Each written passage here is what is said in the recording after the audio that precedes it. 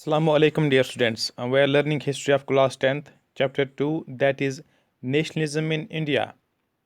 Our today's topic is towards civil disobedience, civil नाफरमानी की तरफ जो इकदाम हुए, जो स्टेप्स हमने उठाए, वो किस तरह से वजूद में आए, इनके बारे में आज हमें पढ़ना है कि सिविल डिसोबीडियंस किस तरह से वजूद में आई, इस तरह से इसका जो बिल्डअप हुआ वो किस तरीके से हुआ। प्रीवियस लेक्चर में हमने पढ़ा था रिगार्डिंग नॉन कोऑपरेशन मूवमेंट। हमने देखा था कि नॉन कोऑपरेशन मूवमेंट किस तरह से वापस ली गई।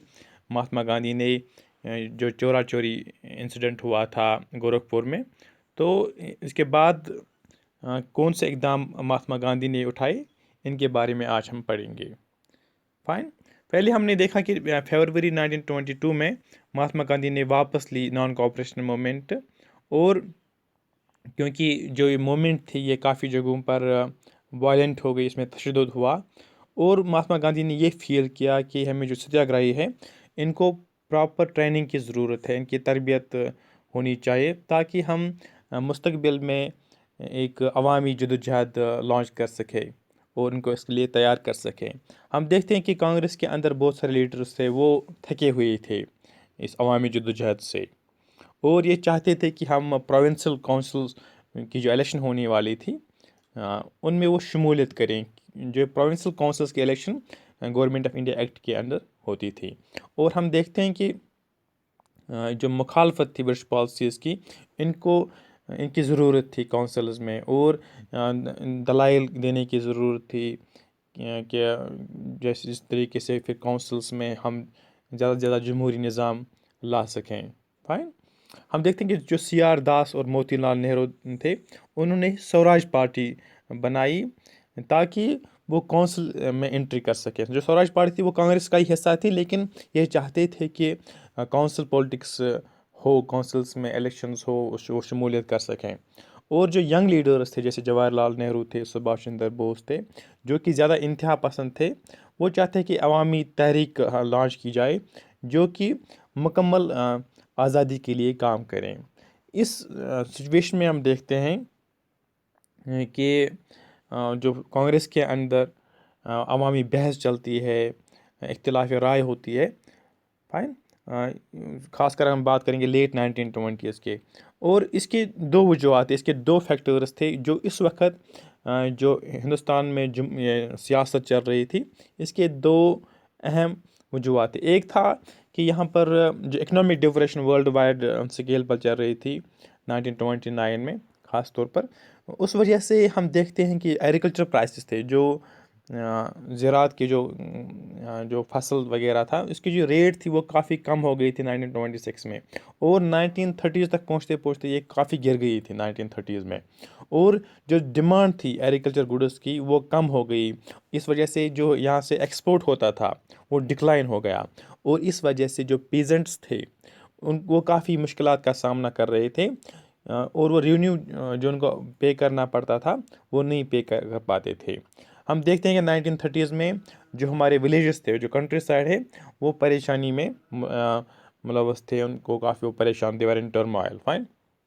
इस बैकग्राउंड में हम देखते हैं कि जो टॉरी गवर्नमेंट थी ब्रिटेन में, वो एक कमीशन यहाँ पर भेजते हैं, एक स्टैचुटरी कमीशन, जो कि गवर्नमेंट ऑफ इंडिया एक्ट 1919 के अंडर उनको एक कमीशन भेजना था 1929 में, लेकिन उन्होंने 2 साल पहले ही भेजा साइमन कमीशन को यहाँ पर। ये जो कमीशन था, इसका जो लीडर था, his name was sir John Simon, और ये क्योंकि नेशनलिस्ट मूवमेंट यहाँ पर ज़्यादा ज़ोर शोर से चल रही थी, और वह देखना चाहते थे कि जो काम काज है यहाँ पर, जो आईनी निज़ाम चल रहा है हिंदुस्तान में, ये किस तरह से काम कर रहा है, ये ठीक तरह से काम कर रहा है या नहीं कर रहा है, और उनको फिर सजेस्ट करना था, उनको मशवरा देना था कि कौन सी तब्दीली हमें यहाँ पर लानी चाहिए।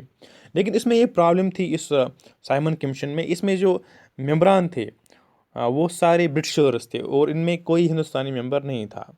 जब ये कमीशन पहुंचा हिंदुस्तान में 1928 में, हम देखते हैं कि इसको ग्रीट किया जाता है, इसको वेलकम किया जाता है स्लोगन से, गो बैक साइमन, साइमन वापस जा, कि यहाँ पर नारे लगाए जाते हैं, और इसको जो साइमन कमीशन को اس کو لوگ یہاں ایکسیپٹ نہیں کرتے ہیں. سارے جو یہاں پر پولیٹیکل پارٹیز تھی، وہ کانگریس ہو، انڈین نیشنل کانگریس ہو یا مسلم لیگ ہو، وہ مظاہرے کرتے ہیں اس کے خلاف. فائن. لیکن اس وقت جو لارڈ ایروین تھا، جو وائس رائے تھا انڈیا میں، تو اس نے اس وقت اناؤنس کیا تھا اکتوبر 29 میں ایک گول مول اس نے ایک آفر کی تھی کہ ہم انڈیا کو ڈومینین اسٹیٹس دیں گے. Dominion status means sort of خود مختاری دیں گے، لیکن وہ ہم برٹش گورنمنٹ کا حصہ رہیں گے. That's called dominion status. لیکن اس نے کوئی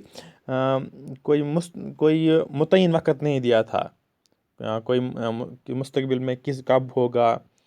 فائن. تو اس طرح سے ایک ویگ آفر اس نے دی تھی، جو کہ اس کا کوئی اسپیسیفائڈ ٹائم نہیں تھا. فائن. اور اس نے یہ کہا کہ ہم راؤنڈ ٹیبل کانفرنس کریں گے تاکہ ہم مستقبل میں کس طرح کا کانسٹیٹیوشن ہوگا، اس کو ہم ڈسکس کریں گے. اس لیے راؤنڈ ٹیبل کانفرنس انعقاد ان کا ہوگا.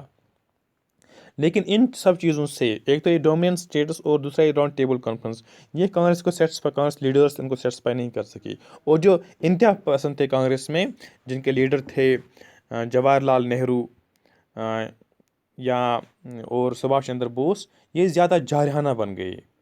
اور جو لبرلس تھے یا اور ماڈریٹس تھے، وہ چاہتے تھے کہ ہم کانسٹیٹیوشنل فریم ورک میں ہی کام کریں گے، ڈومیننٹ اسٹیٹس میں کام کریں گے. لیکن جو ان کا انفلوئنس تھا، جو لبرلس تھے یا ماڈریٹس تھے، ان کا انفلوئنس کم ہوتا چلا گیا. وہ زیادہ مؤثر اب کانگریس میں نہیں رہے. ہم دیکھتے ہیں کہ دسمبر 1929 میں جس وقت وہ پریزیڈنٹ تھا، وہ تھے جواہر لال نہرو، اور لاہور میں وہ سیشن چل رہا تھا. وہاں پر فارملائز کیا گیا کہ ہم ڈومیننٹ اسٹیٹس نہیں چاہتے ہیں، ہم پورن سوراج چاہتے ہیں. اب پورن سوراج کیا ہوتا ہے؟ پورن سوراج مینس کمپلیٹ انڈیپینڈنس، مکمل آزادی ہندوستان کے لیے. کن سے؟ انگریزوں سے. اور ڈکلیئر کیا گیا جو 26 جنوری تھا 1930، یہ ڈکلیئر کیا گیا as the Independence Day. Fine.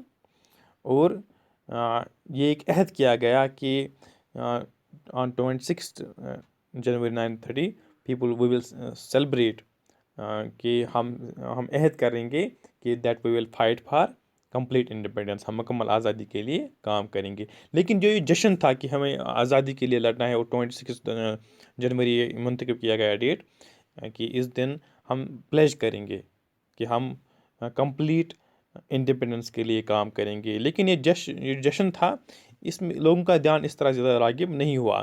سو مہاتما گاندھی نے سوچا کہ جو ایبسٹریکٹ آئیڈیا ہے آزادی کا، اس کو ایک مضبوط ایشوز کو لے کر، جو عوامی ایشوز ہیں، ایوری ڈے لائف کے ایشوز ہیں، ایک کنکریٹ ایشوز لوگوں کے سامنے لائیں گے اور لوگوں کو ان سے وابستہ کریں گے، لوگوں کو اس کے ایسوسیٹ کریں گے، لوگوں کو اس سے ریلیٹ، تاکہ لوگ اسے ریلیٹ کر پائے، جو ایبسٹریکٹ آئیڈیا تھا آزادی کا، تاکہ وہ اس سے وابستہ ہو سکے.